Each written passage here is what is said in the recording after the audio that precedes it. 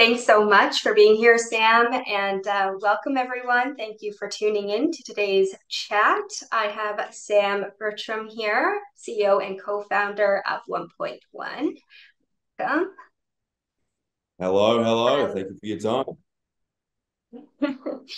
And Sam, before we kind of dive in, I thought it might be beneficial for us to just kind of give our audience a rundown as to why we're having this one-to-one discussion today. For our audience, if you've tuned into some of Cultivatd's webinars in the past, usually we have multiple panelists and voices on our talks. We often keep some of the topics high level in the vertical farming space and in the industry, just to make it inclusive for our entire audience, a lot of whom are coming from different backgrounds and don't necessarily have a lot of exposure to vertical farming. But we thought we'd change it up a little bit today and do a bit more of a deeper dive into one of our technology partners, OnePointOne. And really, we want to explore this idea of the reality of large-scale vertical farming and what it means to have a large-scale vertical farming tech company and be a large-scale producer. So we felt OnePointOne was a really perfect fit to have this conversation. So super excited to dive into it and hear what you have some insights to share with us, Sam. Yeah, I'm ready to go. The deep, dark, and dirty is where we like to be. So let's do it. Perfect. Awesome. Well, why don't I give you a minute to introduce who you are and OnePointOne, and then from there, we'll dive into some of the questions. Sure. Well, my name's Sam Bertram. I came from Australia when I was 18, about 12 years ago, and got through my undergraduate mechanical engineering, my robotics master's out there in the Bay Area. Played tennis for the school as well, Santa Clara University, and came to the end of the degree and tried to figure out what I'm going to do with my life, as everyone does at some point. Hopefully, people figure it out before they leave college. I didn't. But my brother and I got together and we sort of had a philosophical discussion for a couple of months about, how short life is. Already I'm 30 and that might sound silly to some, but geez, the time starts rolling by. He and I got together and said, look, life is short. You only get one shot at the plate, and we want to make sure that we are aiming at the right problem. So we went out and we had a look at all of the major problems around the world. Of course, we hear a lot about climate change, but energy availability is another one, medicine availability, land use change, all these kinds of things. But as soon as we came across the statistic that 1.1 billion people began this millennium malnourished, that was the moment. That was the galvanizing moment. So our company is called OnePointOne. It's sort of an homage to them, and also it should be a message to everyone that this isn't a short play for us. This is not a dip in, dip out, exit the business, go buy a yacht. This is, we want to affect 1.1 billion lives. That's not going to take 15 minutes. So we're here for the long haul. OnePointOne itself is a technology company. We have developed a fully automated indoor farming solution. So whether you're growing leafy greens in the retail supply chain, whether you're growing strawberries or any other product for the retail supply chain, or if you're doing crop R&D, or if you're doing extraction for supplementation, or you're doing starter crops for greenhouses or the outdoor farm, we want to be sort of the Intel inside of agriculture. We want to assist the marketplace in their plant production endeavors. So we're 6 years old, almost 7, is it? No, maybe we're coming up to 6 years old. We've raised about $70 million. We have 25 employees. Our headquarters is out here in Phoenix, Arizona. And things are really starting to take off. We've got a facility down here in Arizona. Now that people can actually see the technology, the adoption rate starts to increase pretty swiftly. So that's me and that's us. Awesome. Thanks so much, Sam. Such a good overview, and I'm excited to dive into some of the background, not only on yourself, but also just what kind of, I guess we can start right there. Is you mentioned your mission for OnePointOne, and the 1.1 billion people that you're trying to reach and to be able to have access to fresh produce, but why vertical farming? Of all of the issues that you went around and looked at, what led you to agriculture and vertical farming in particular? I mean, it was the malnourishment, obviously, is insufficient nourishment, and the optimal nourishment, well, all nourishment comes from the ground. It comes from plants. Whether you're eating meat or not, it still comes from plants. one way or another.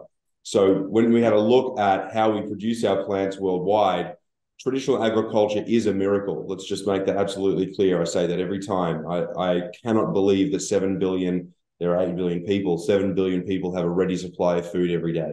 It's just unimaginably complex and difficult and disparate and disconnected, and still somehow we manage to feed the world. We, I mean humans, farmers. At the same time, the sustainability of the effort is not strikingly high. Our ability to treat the soil with care is not phenomenally good. The soil is getting tired after all of these years and these billions of tons of produce being grown. In summary, when we looked at how, especially John and I, could affect the industry, how we grow plants, we didn't see the scalability of our effect being on the outdoor farm. Even if we develop the robotics that would be doing harvest or visual inspection, the scalability is quite limited because the production density is quite limited. It's just that we have a vast amount of land producing plants. Then we looked at greenhouses. Of course, the Netherlands is the second largest exporter of produce worldwide. That means it's very well established. So what is the ability of, two kids to come in and disrupt an industry that already has 1 billion square feet under lights? So it was partially, what we can have the greatest effect on. But as soon as we came across vertical farm, I think the scalability of it all really struck us. Additionally, what are the problems that we needed to solve? We saw people raising massive amounts of money and not really cracking the egg. The two main problems to solve were electrical efficiency and labor efficiency, automation in the second half. But at the end of the day, these systems just have to produce day in, day out for 15 years. And that's a very complex thing, especially when you're dealing with it with a biological entity. So essentially, the summary to the answer is, I think vertical farming is an answer to the question, not because it's going to grow in corn, wheat, and soybean. I don't think vertical farms are going to grow that product at scale anytime soon. I think the outdoor farm will continue to do that. But those 800 million people who are now malnourished, the majority of the problem is micronutrient deficiency, not macronutrient deficiency. Some 100 million odd are truly starving, not getting enough calories. The other 700 million are not getting access to the micronutrients that they need, and that is manifesting itself in ill health. The same is true for the 2.2 billion people in the wealthier parts of the world that are unwell or malnourished. It's not a macronutrient problem, it's a micronutrient problem. And so micronutrients, of course, growing leafy greens, berries, these kinds of products, we can really fix that problem. So solving the micronutrient problem is something that vertical farming can do, particularly once vertical farming gets into the game of growing plants, particularly microgreens, for supplementation, drying the product down, putting them in pills, pill form or some other form, sending them to these locations to make sure that these individuals get access to the nourishment they need. Mm-hmm.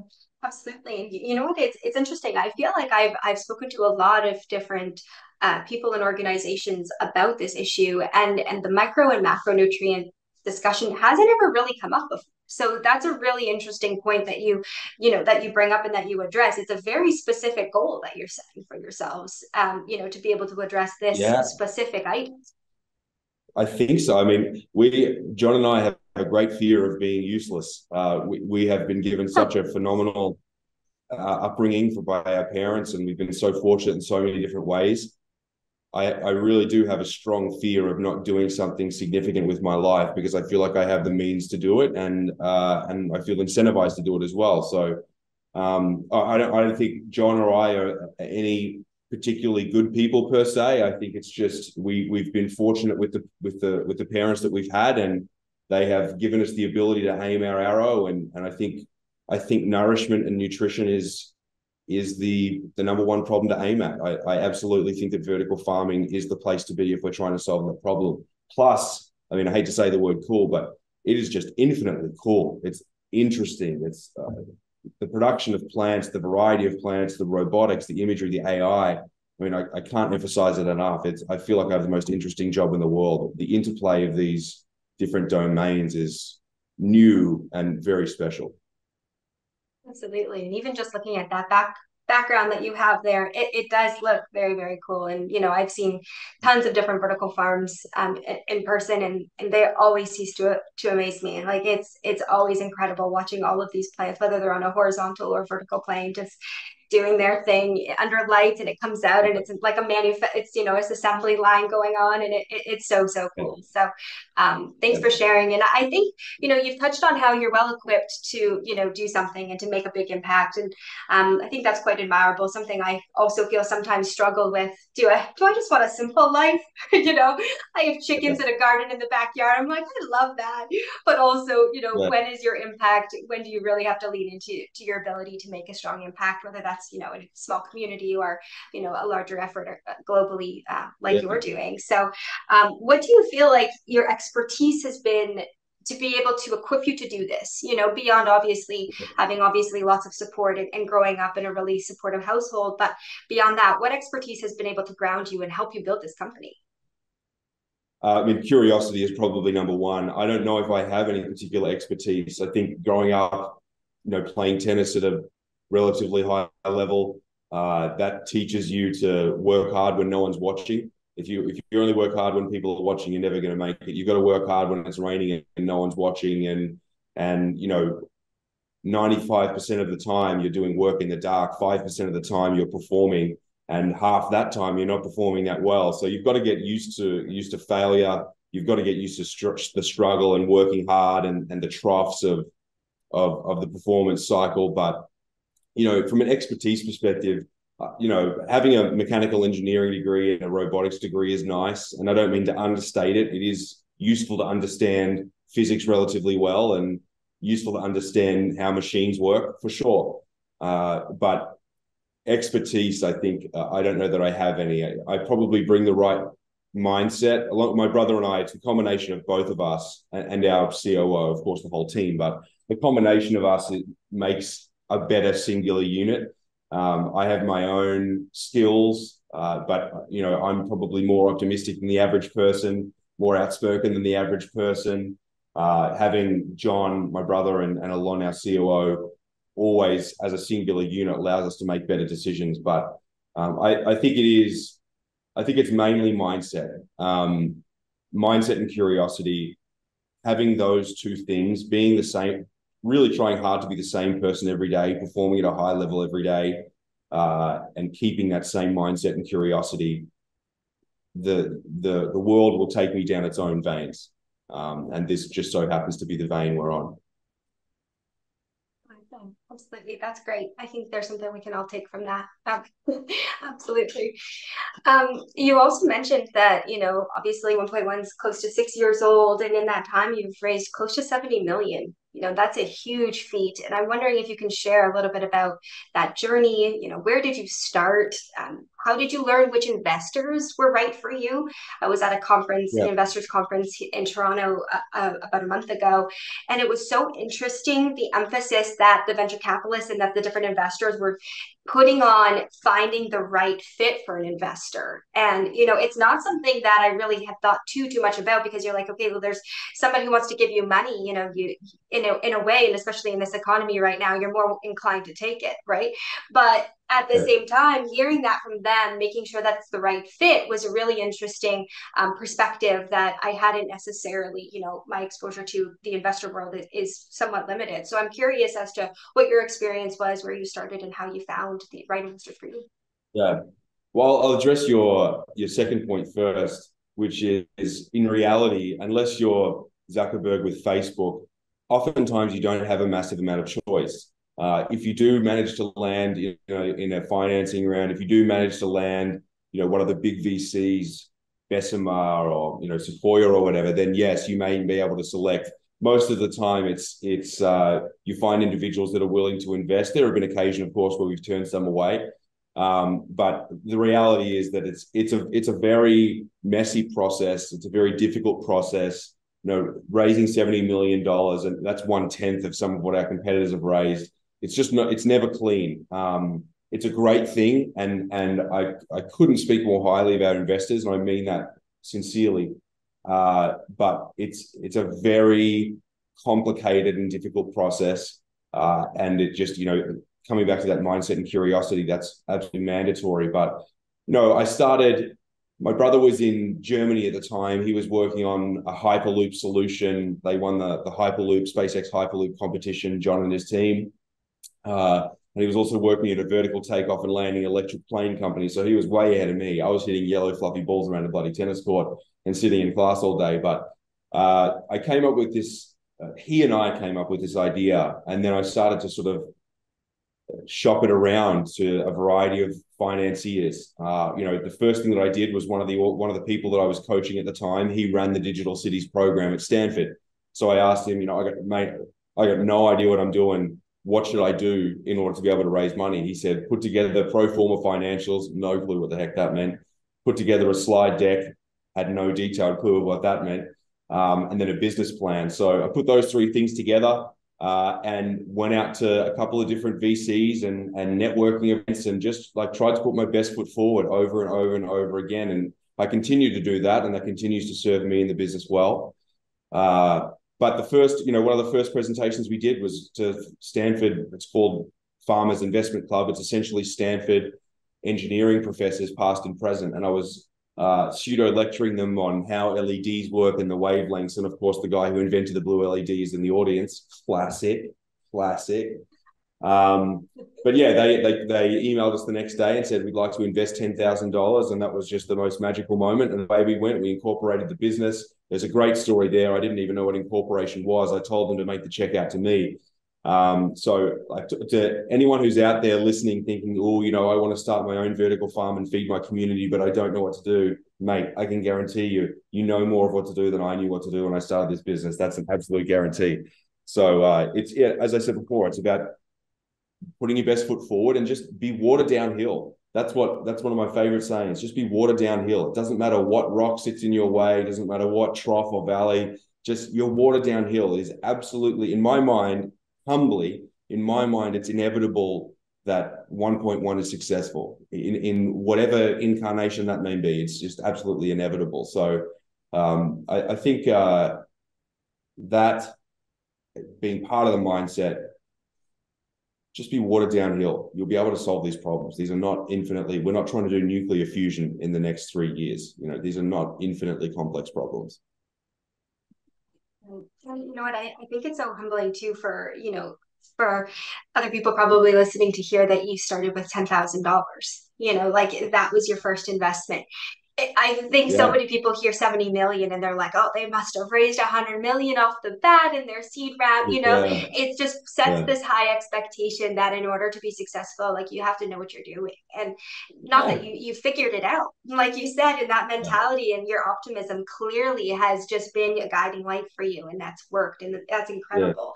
But I think, there's so many of us, myself included, it's like, where do you start when it comes to investors? Our company, we've managed to raise some capital in the past as well, and I know from our founders, it can be quite complicated at the beginning if it's something you haven't had tons of experience with. So I think that's a great thing for our listeners to hear, that start small, start networking, talk to who you talked to, who you can start talking to, and see where the ball kind of takes you. I think when it comes to that, go ahead. If I may, I mean, to that point, if we always, as humans, we have this natural inclination to look up. Who's above me? Who's doing better than me? Why is this the case? Yada, yada. I mean, when we think about the risks that we take in order to succeed, they're nothing like the risks that people have taken over the last 50,000 years, 10,000 years, 200 years. You know what I mean? Think about how difficult it would have been to be a mother of 8 children when getting pregnant was similar to getting a breast cancer diagnosis in 2013 in terms of life expectancy.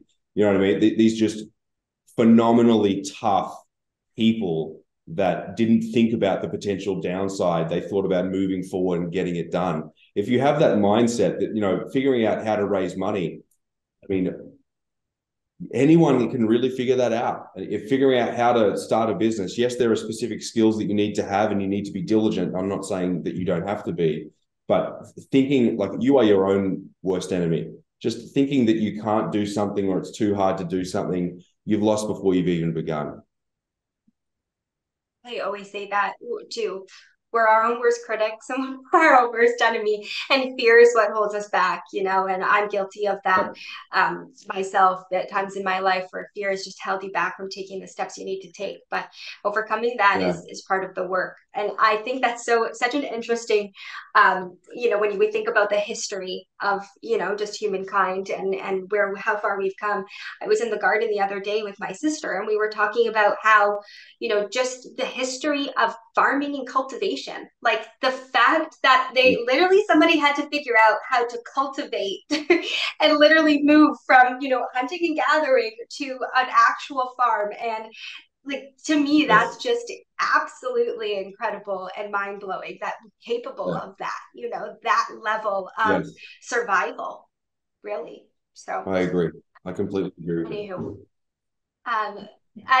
Before we move away from the topic of fundraising, because I think it's super important for our listeners to kind of hear about this a little bit more. I just wanted to get your perspective of, what things changed and what challenges maybe did you experience as you went from a seed round to your Series A? Was there some major challenges or differences that you experienced? Maybe you can highlight some of those. Sure. I mean, it's more to do with the business's level of maturity and the amount of money being raised and the institutions that the money is coming from. When you're raising $10,000, it's very much, betting on the jockey, not the horse.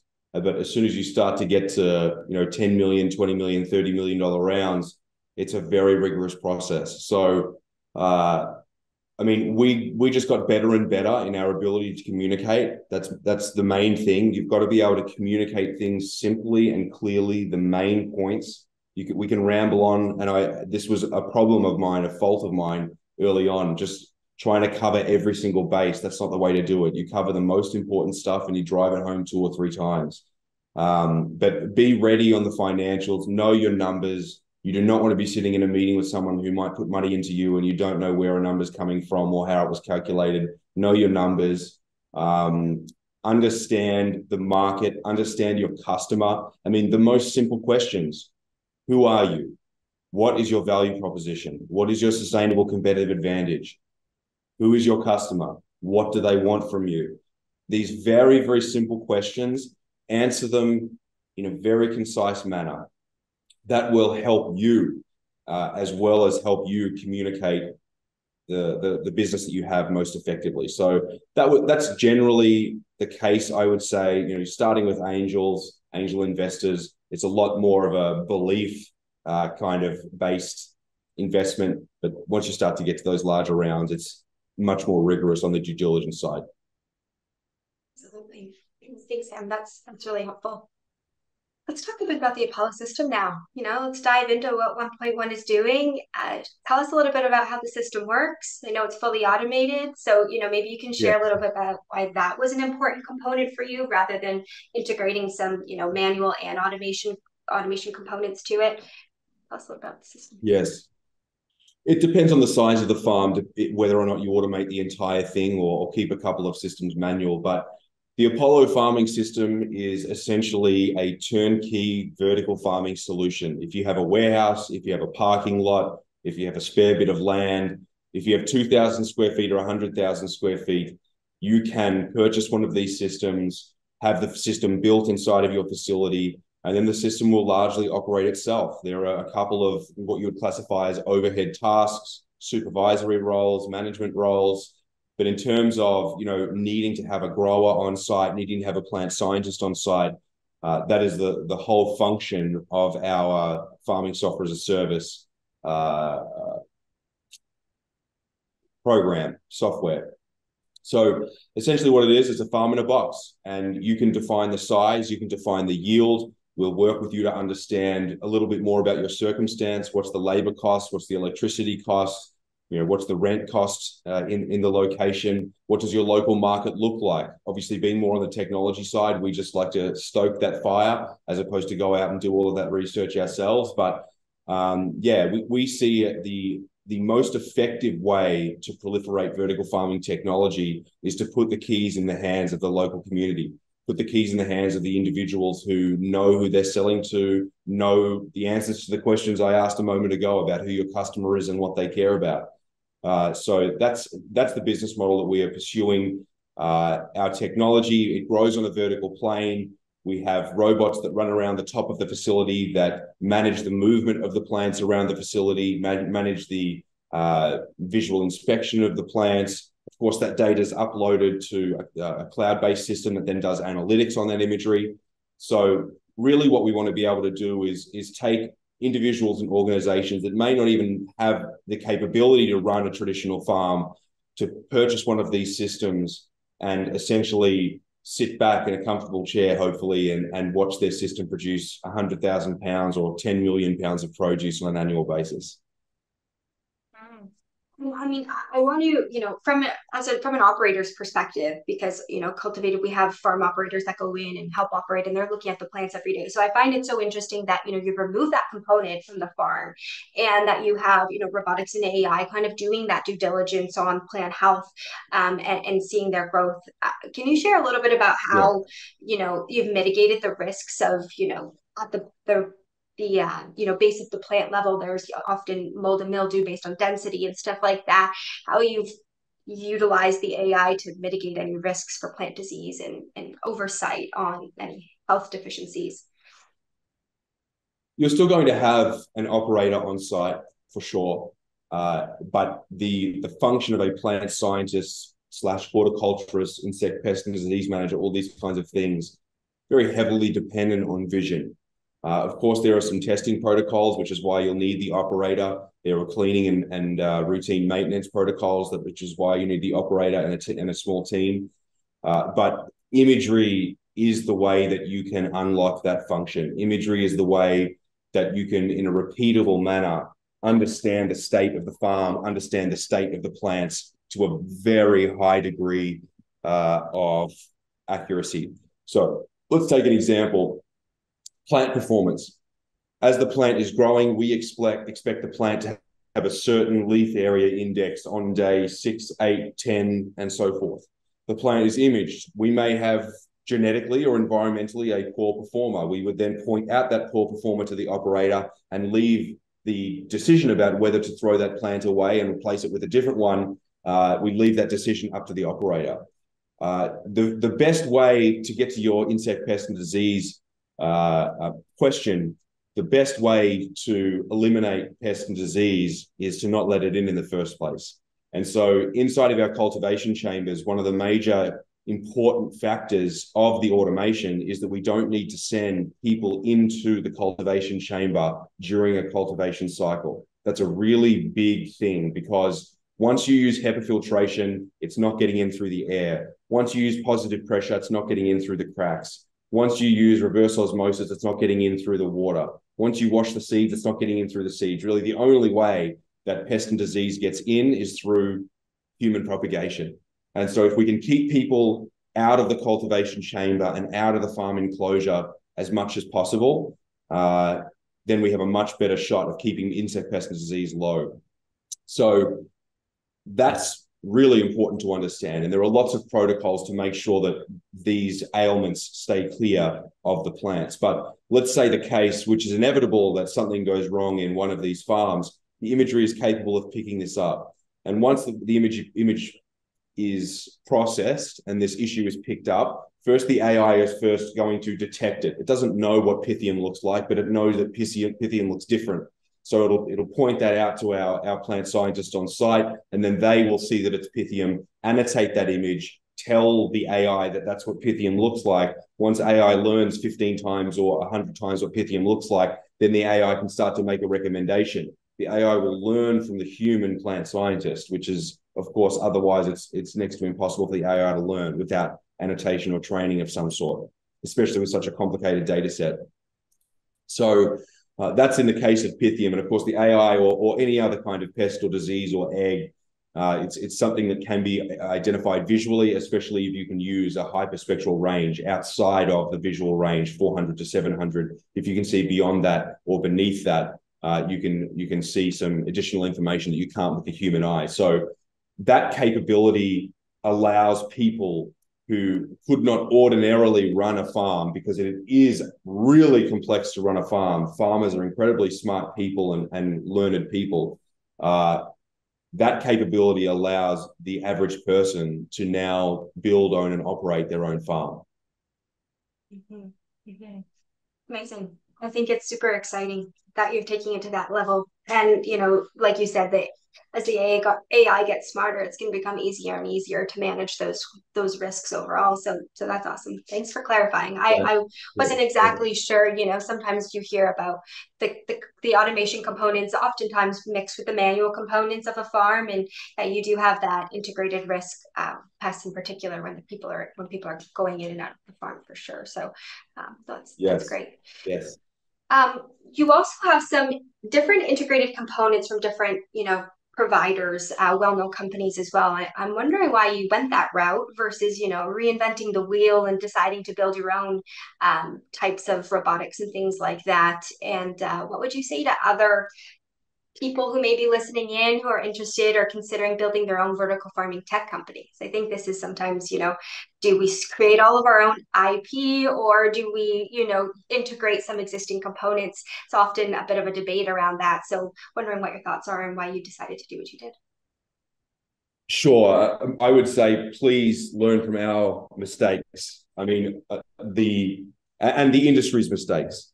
I say our because we like to claim responsibility as much as we can, but you know, even Plenty and Bowery and Aero Farms having raised $500 million, almost $1 billion.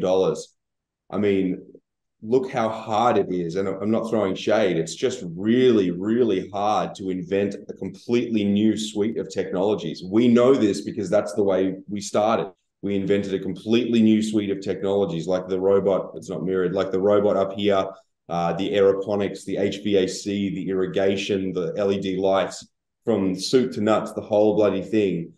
We were adding innovation. Now, that was great in a lot of different ways. I don't mean to sound so negative, but my advice to myself, my advice to others would be, make sure that you are innovating in areas where you can get a 5 to 10x improvement. We had, you know, for example, with LED lights, we didn't come up with some novel way to do LED illumination, right? We came up with an interesting way to distribute power. We came up with an interesting way to move these lights, and we came up with our own proprietary recipe. But at the same time, Signify, Philips, Signify, obviously GE, Fluence, these organizations, the whole purpose of the organization is to develop a LED luminaire that is efficient and scalable. So it's just balancing that kind of stuff out. My advice to someone who wants to start their own vertical farming tech company is go and find technologies that are already demonstrable at about 1 million square feet. You can find lights that do that, HVAC that does that, growth media that does that, irrigation technologies that do that, automation technologies that do that. Go and find those and put them together in a novel way, in a way that you think is different, and then build and innovate in areas where you see gaps. So you'll have to integrate those technologies. That's an innovation in a sense, but making sure that you also innovate at the same time as integrate is very important. So for example, all of our technologies are essentially demonstrable at 1 million square feet already today. Scalability was a big problem, still is quite a big problem for vertical farming. Being able to say that each of our technologies individually is demonstrable to 1 million square feet is pretty important. Additionally, we have a patent around this configuration. That's hard for other vertical farming businesses, because if they integrate, someone can just copy what they do. With us, that's not the case. You can't copy what we do. So if you do, then there'll be an issue. So it is always a dance between integration and invention. Invention takes a lot longer than you think, and it's more expensive than you think, and it's just as hard to integrate. So really, I'm not saying not to innovate. I'm not saying not to invent. I'm just saying apply a very high level of rigor to your decision-making whenever you're thinking about inventing something new.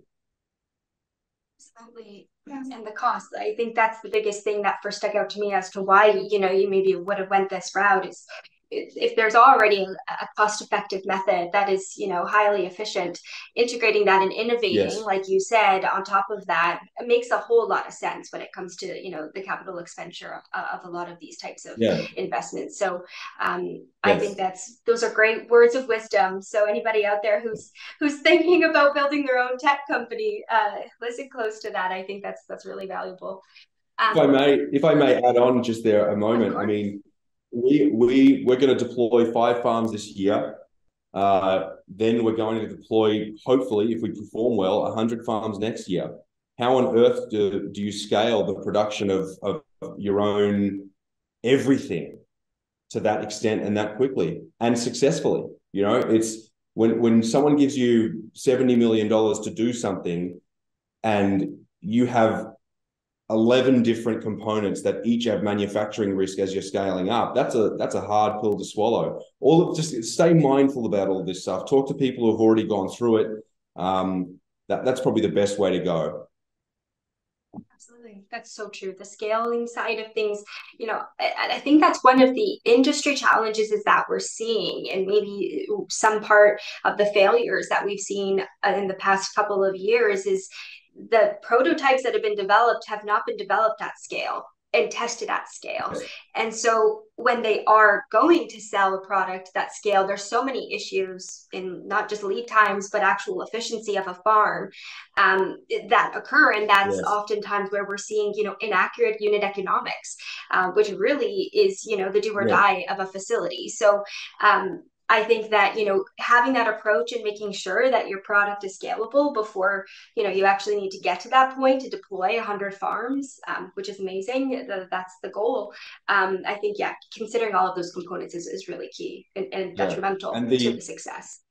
when I when I when I think about, you're right. I mean, when I think about greenhouses, the incredible simplicity and scale of greenhouses is just beautiful, and it's something that vertical farms should really learn from. I think we've done a great job of that. I think making the system as simple as possible is the goal. You don't need it to be complicated. A Tesla is complicated because we've been manufacturing cars for 110 years. It's become that way. In the beginning, it needs to be extremely simple and reliable and scalable, and it needs to operate for 15 years. One of our goals inside of our sales team is we don't want our customer to have to call us in the first 2 years of their farm operating. It just works. That's the goal, not for it to be sexy and look awesome and all this kind of stuff. No. We need to hit unit economics. That's the value we're delivering to our customers. Absolutely. Absolutely. And I mean, I feel like you're in a unique position with 1.1 because you've not only developed an indoor farming system, but you've also been producing and selling leafy greens and herbs under your Willow brand out of your Arizona facility. So I think, Yeah. that perspective adds a lot of value as well when you're actually in the side of not only the tech provider, but the actual producer. So, Yeah. how has that been significant when you're looking to operate and providing those recommendations to potential buyers on operating and testing and all of these things, but also when it comes to the unit economics, how have you been able to validate, your data really to be able to ensure that when you're when a buyer is coming to you, that you're going to be able to guarantee a faster return on investment? For sure. I mean, the unit economics I'll take second to Willow, but I mean, Willow is part of a much grander vision. The purpose of Willow in the beginning was for us to learn product packaging, shelf life, distribution, customer preferences, all these kinds of things. I mean, those things you might be able to complete a project in college about how to distribute leafy greens. As soon as you start doing it, it's just a different world. It's a very, very complex thing to do and humbling all the way along. But the goal of Willow, we named Willow Willow because about 2,000 years ago, 2,500 years ago, Hippocrates used willow bark because within willow bark, there's salicylic acid, modern day aspirin. He used willow bark to reduce pain in laboring women. It was the first scientific use of plants as medicine. And so we called that business Willow because we see plants as medicine. And that the vision for Willow is to personalize human health, is you subscribe directly to the farm. You tell us what you want that farm to grow. That farm will grow it. That farm will then learn more about you biologically, what you're eating, how you feel, how well you sleep, all these kinds of things.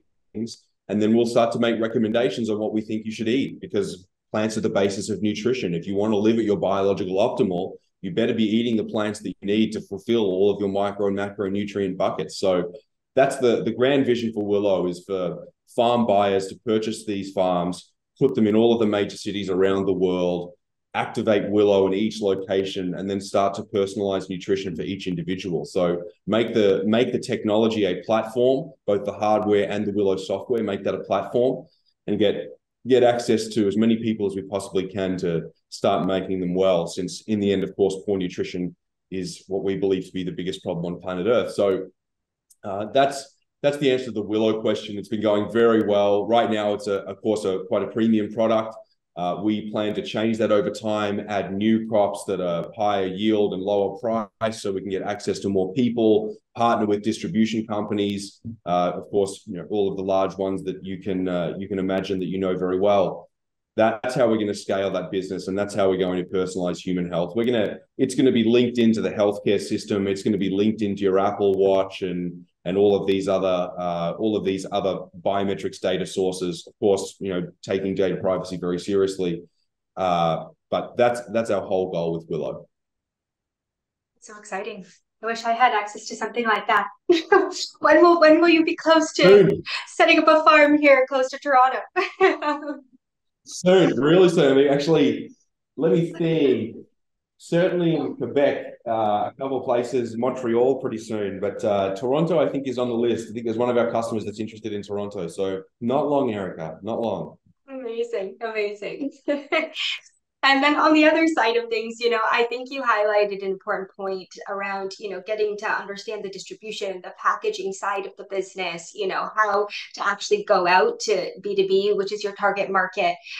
So, when we're thinking about current vertical farms or, up and coming vertical farms, what should they be thinking about around the retailers and distributor side, which I feel like is somewhat of an unknown to a lot of clients who are coming into this space? How do they tap into that and really learn to from their perspective, from the retailers and distributors, what they're looking for in order to be successful in that sales approach?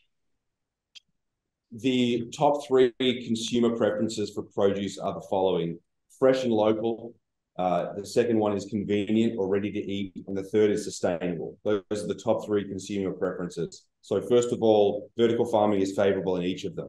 Then you think about the value proposition to the distributor and to the retailer: shelf life, zero seasonality, repeatability of the product, obviously quality of the product, branding differentiation, different SKUs than other local supermarkets. So you've got value propositions galore to consumers and to distributors. Finally, it's unit economics. What is the distributor going to buy at? What is the retailer going to sell at? We know that we have point of sale data from around the United States, from all of or most of at least, the large CEA growers in the United States and in North America in general. So we understand very well, specifically, what leaves are they growing? How are they mixing them or not? How large is the clamshell? What are they selling that clamshell for to the distributor? What is the retailer selling that product for? How is the product packaged together? Is it FOB? All of that information is known by us. So when someone comes to us and says, I want to farm, and they say, I want to grow saffron, we say, okay, good idea maybe, but that's a very limited market. You may be able to saturate for example, 50% of London's saffron is grown by one vertical farm, I believe, in the south of England. So I may have messed up that statistic, but a significant portion of the UK saffron comes from one farm. So we're there to sort of help you and guide you and advise you on what the best economic outcome is for your vertical farm. Some portion of microgreens is a good idea. A large portion of that farm being kale, spinach, and baby leaf lettuce is a great idea. There may be other opportunities, for example, where OPO has a direct customer and they say, we want you to grow, potato starter crops or strawberry starter crops for an outdoor farm. We bring that opportunity to a farming entrepreneur who said, look, I'd love to go to the USDA and get financing for this and operate that facility.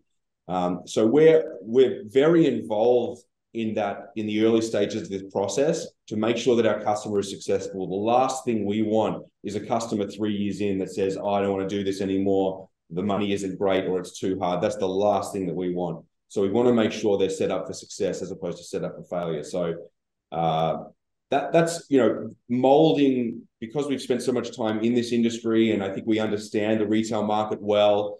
California giant berry, one of the largest berry companies in the world, is an investor, sits on our board. I speak to them on a weekly basis. They are a significant portion of the berry distribution market, right? So learning from them has been phenomenal, and we want to transfer that expertise to our farm customers. It's incredible. I think that there's such a, like I said earlier, a big gap when it comes to understanding the actual, product side of things, and how it goes to retail, or when if you're selling to distributor, how it all works, and the pricing point of things is often it's often held close in a lot of instances. Sometimes we deal with a lot of wholesale brokers and very protective over that information, so it's difficult to do the estimations and the modeling around the unit economics, especially if you're here in Canada and in the Niagara region in particular. Some only want to buy strawberries in off season because it's so competitive during the summertime, when strawberry production galore. So understanding all of those market evaluations is really important. So I think it's a huge value add that you're providing that insights to your clients. I hope so. Yes, for sure.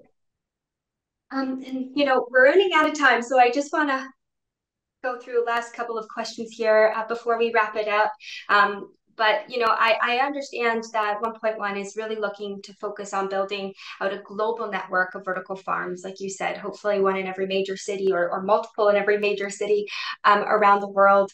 And with your high levels of automation and centralized oversight, arguably, it's a little bit similar to the mission that InFarm, who sadly have had to scale back significantly in the past year.